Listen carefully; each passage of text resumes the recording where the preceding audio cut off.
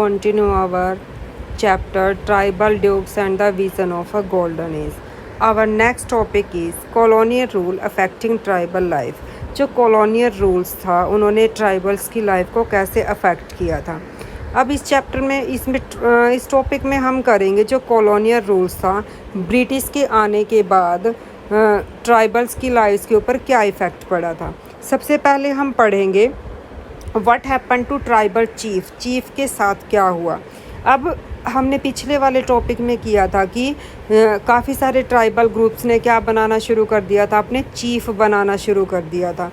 जब तक ब्रिटिश नहीं आए थे उससे पहले क्या थे, हर एक जो ट्राइबल ने अपने चीफ बनाना शुरू कर दिया था। जो चीफ बनता था, मुखिया बनता था, उसका इम्पोर्टेंट रोल होता था, उसको इम्पोर्टेंट पीपल माना जाता था, उसके पास इकोनॉमिक पावर होती थी और उसके साथ साथ उसके पास राइट भी होता था अपनी एडमिनिस्ट्रेशन को चलाने का और अपनी टेरिटरी को कंट्रोल करने का।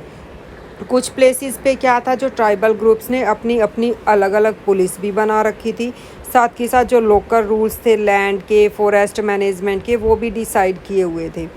अब जब ब्रिटिश आए तो उन्होंने क्या लेके, उनके जो फंक्शंस थे और पावर थी ट्राइबल चीफ की क्या हो गई, चेंज हो गई ब्रिटिशों के आने के बाद।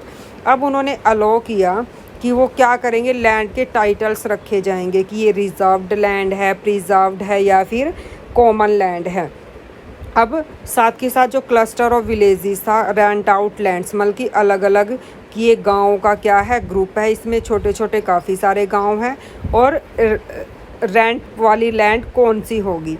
अब इसी तरह धीरे धीरे क्या हुआ था कि जो चीफ था उसने अपनी जो एडमिनिस्ट्रेशन पावर थी वो लॉस्ट हो गई थी और उनको फोर्स किया गया था कि वो फॉलो करेंगे लॉज, जो कानून क्या है ब्रिटिश ऑफिशियल्स ने बना रखे हैं। अब उनको साथ के साथ ट्रिब्यूट भी पे करना होगा, मतलब कि सलामी देनी होगी, सलाम करना होगा ब्रिटिश को, और डिसिप्लिन में भी रहना होगा। और किसके लिए, ब्रिटिश के लिए, और किसके बिहाफ पर, ट्राइबल ग्रुप के बिहाफ पर। अब इस तरह से उनकी जो अथॉरिटी थी वो गुम हो गई थी, लॉस्ट हो गई थी, और जो उनकी पावर थी वो भी क्या थी, ख़त्म हो गई थी। अब साथ ही साथ वो अनेबल थे कि वो अपनी फुलफ़िल नहीं कर पा रहे थे, जो ट्रेडिशनल फंक्शंस थे, जो उनके त्यौहार थे, वो उनको भी मना नहीं पा रहे थे। अब नेक्स्ट हमारा टॉपिक है शिफ्टिंग कल्टीवेटर्स के साथ क्या हुआ जब ब्रिटिश आए। अब ब्रिटिश क्या मानते थे, इसको अनकंफर्टेबल मानते थे शिफ्टिंग कल्टीवेशन को, क्योंकि वो क्या करते थे, ग्रुप्स क्या करते थे, मूव कर जाते थे एक जगह से दूसरी जगह पर, और उनके पास अपने परमानेंट हाउसेस नहीं होते थे। अब वो ट्राइबल ग्रुप से क्या चाहते थे कि वहाँ पे एक जगह पे सेटल हो जाए और साथ के साथ पीजेंट जो कल्टीवेटर्स हैं, बल्कि पीजेंट कल्टीवेटर्स बन जाए। अब जो सेटल पीजेंट्स थे वो ईजी, क्योंकि वो उनके ऊपर क्या कर सकते थे, ईजी कंट्रोल कर सकते थे और एडमिनिस्टर कर सकते थे उनको। और जो पीपल हमेशा मूव करते रहते हैं, अब उनको ढूंढने की ज़रूरत भी नहीं पड़ेगी। साथ के साथ वो क्या चाहते थे कि उनको रेगुलर रिवेन्यू सोर्स था ये स्टेट के लिए, कि रेगुलर रिवेन्यू भी मिलता रहेगा। अब उनको कलेक्ट करने के लिए किसी दूसरी जगह पर नहीं जाना पड़ेगा। इसकी वजह से उन्होंने एक सेटलमेंट इंट्रोड्यूस की लैंड की। अब लैंड को मेज़र किया गया, कि मापी गई कि ज़मीन कितनी है और उसको डिफ़ाइन कर दिया गया, उसके ऊपर राइट दिए गए कि इंडिविजुअल का राइट क्या है उसकी ज़मीन पर। अब जो लैंड के रिवेन्यू थे वो भी फिक्स्ड कर दिए गए, और कुछ किसानों ने क्या डिक्लेयर कर लिया, अपने आप को लैंड ओनर बना लिया और उसको क्या किया, किराए पर दे दिया, दूसरों को किराएदार बना दिया, टीनेंट्स। अब ये जो टीनेंट्स थे इनको रेंट पे करना पड़ता था अपने मालिक को, और जो पे किया जाता था वो किस में, फिर उनको ब्रिटिश को, जो लैंड ओनर थे वो ब्रिटिश को देते थे, जिसको रिवेन्यू ऑफ स्टेट बोला गया। अब जो ब्रिटिश ने काफ़ी सारे एफर्ट भी किए, उन्होंने क्या बोला कि जो शिफ्टिंग कल्टीवेशन को रोक दिया जाए, लेकिन जो झूम कल्टीवेटर्स थे उनके लिए ये आसान नहीं था, क्योंकि जो सेटल प्लॉट कल्टीवेशन वो इजी नहीं थी ऐसे एरिया के अंदर, क्योंकि पानी, जहाँ पे पानी की कमी हो और सोयल क्या रहती है, ड्राई रहती है। इसलिए झूम कल्टीवेटर्स थे, इसलिए वो क्या कर रहे थे, उनको सफ़र करना पड़ रहा था एक जगह पे सेटल होके कल्टीवेशन करने में। अब उनके जो फील्ड थे जितना प्रोड्यूस निकल के आना चाहिए था, गुड्स निकल के आने चाहिए थे, वो कम होता जा रहा था एवरी ईयर। अब जो झूम कल्टीवेटर्स थे नॉर्थ ईस्ट इंडिया के अंदर, इस तरह से उन्होंने इसको कंटिन्यू तो रखा अपनी ट्रेडिशनल प्रैक्टिस के साथ, लेकिन काफ़ी सारी उनको प्रॉब्लम भी आ रही थी। अब ब्रिटिश ने क्या किया, अलो किया कि वो राइट देंगे क्या करने के लिए, शिफ्टिंग कल्टीवेशन के लिए, कि किस एरिया में क्या है वो शिफ्टिंग कल्टीवेशन कर सकते हैं ताकि ज़्यादा से ज़्यादा प्रोड्यूस निकल के आए। अब इसलिए उन्होंने फॉरेस्ट लॉ बनाए, और जो ये फॉरेस्ट लॉ बनाए गए इनका क्या इम्पैक्ट पड़ा। अब ये जो काफ़ी सारे ट्राइबल ग्रुप्स थे, उन्होंने देखा कि उनकी लाइफ किसके साथ कनेक्ट है, डायरेक्टली फॉरेस्ट के साथ कनेक्टेड है।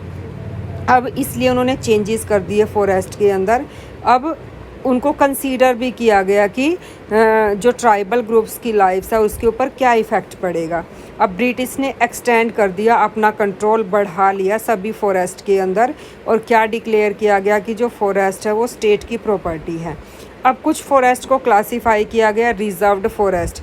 रिजर्व्ड फॉरेस्ट मतलब कि वो उसमें से जो लकड़ी लेंगे, अब जो ब्रिटिश चाहते थे वहाँ से कलेक्ट करना, जो लकड़ी कलेक्ट करना चाहते थे। अभी जो ये रिजर्व्ड फॉरेस्ट है इसमें किसी भी पीपल की एंट्री नहीं थी कि वो फ्रीली क्या कर सकता है, वहाँ पे मूव कर सकता है। साथ ही साथ ना वो प्रैक्टिस कर सकता था कोई पर्सन वहाँ पे झूम कल्टीवेशन की, ना वहाँ से फ्रूट्स को कलेक्ट कर सकता था, ना ही एनिमल्स का शिकार कर सकता था। अब जो झूम कल्टीवेटर्स के लिए क्या करना था, ये इस सिचुएशन में रहना क्या था, काफ़ी सारा मुश्किल हो गया था सरवाइव करना। अब काफ़ी सारी प्रॉब्लम उनको क्या की थी, फेस करनी पड़ रही थी। इसकी वजह से उनको फोर्स किया गया कि वो मूव कर जाए दूसरे एरिया में, वहाँ पे काम की तलाश करे और अपना जीवन यापन करे। बट लेकिन क्या हुआ, ब्रिटिश ने स्टॉप कर दिया कि जो ट्राइबल पीपल है जो इनसाइड है फॉरेस्ट के अंदर, उनको काफ़ी सारी प्रॉब्लम आ रही है। तो इसके लिए उन्होंने क्या किया, फॉरेस्ट डिपार्टमेंट ने क्या किया कि जो ट्री काटने का काम किया जा रहा है उससे क्या किया जाए, उन्हीं ट्राइबल्स को लगा दिया जाए, ताकि वो क्या करेंगे, आपको लकड़ी काट के देंगे, आप बदले में उनको वेजेस पे कर देना। और जो रेलवे, और उनको लकड़ी की किस लिए ज़रूरत थी, जो रेलवे स्लीपर्स मतलब कि जो पटरियाँ बिछानी थी जिसके ऊपर ट्रेन्स चलेंगी, और ताकि क्या कर सके वो सामान को एक जगह से दूसरी जगह पर ढो सके। अब जो कॉलोनियल ऑफिशियल्स थे, अब इसका एक सॉल्यूशन लेके आए। उन्होंने डिसाइड किया कि जो झूम कल्टीवेटर्स हैं उनके लिए अलग से लैंड दे दी जाएगी, एक स्मॉल पैचेस ऑफ लैंड, बल्कि एक हिस्सा दे दिया जाएगा, और जहाँ पे उनको अलो कर दिया जाएगा कि वो झूम कल्टीवेशन की प्रैक्टिस कर सकते हैं, वहाँ पे रह सकते हैं। लेकिन बदले में उन्हें क्या करना होगा, लेबर प्रोवाइड करनी होगी फॉरेस्ट डिपार्टमेंट को, मतलब कि फॉरेस्ट डिपार्टमेंट के लिए लेबर का काम करना होगा, मज़दूर का काम करना होगा। इस तरह इन रीजन्स के अंदर क्या हुआ, फॉरेस्ट डिपार्टमेंट एस्टेब्लिश की गई, और फॉरेस्ट विलेजेस को इंश्योर कर दिया गया कि वो रेगुलर सप्लाई करेंगे चीप लेबर की, मतलब कि लोग जो ट्राइबल ग्रुप से उनको उनसे भरोसा लिया गया कि वो क्या करेंगे, चीप लेबर पर क्या करेंगे, काम करेंगे। अब काफ़ी सारे जो ट्राइबल ग्रुप से रिएक्ट किया वो अगेंस्ट में थे जो कॉलोनियल फॉरेस्ट लॉ थे। अब उन्होंने डिसओबे किया जो ये नया रूल था। अब उन्होंने क्या किया कि जो उनके साथ ये किया जा रहा है, इस तरह की प्रैक्टिस की जा रही है, वो इलीगल है, गैर कानूनी है। ये कुछ टाइम के बाद क्या हो जाएगी, ये एक खुली क्रांति होगी। इसी तरह से इस रिवोल्ट को संग्राम संगमा इन 1906 आसाम में हुई, और फॉरेस्ट सत्याग्रह हुआ 1930 में सेंट्रल प्रोविंसेस में। बल्कि इस तरह से क्या हुए, क्रांति शुरू हो गई थी, क्योंकि उनका टॉर्चर बढ़ता जा रहा था। अब नेक्स्ट हमारा टॉपिक होगा द प्रॉब्लम विद ट्रेड। अब ट्रेड में प्रॉब्लम कैसे आ रही थी, ये हम नेक्स्ट वीडियो में कंटिन्यू करेंगे। चैनल को लाइक, शेयर और सब्सक्राइब ज़रूर करो।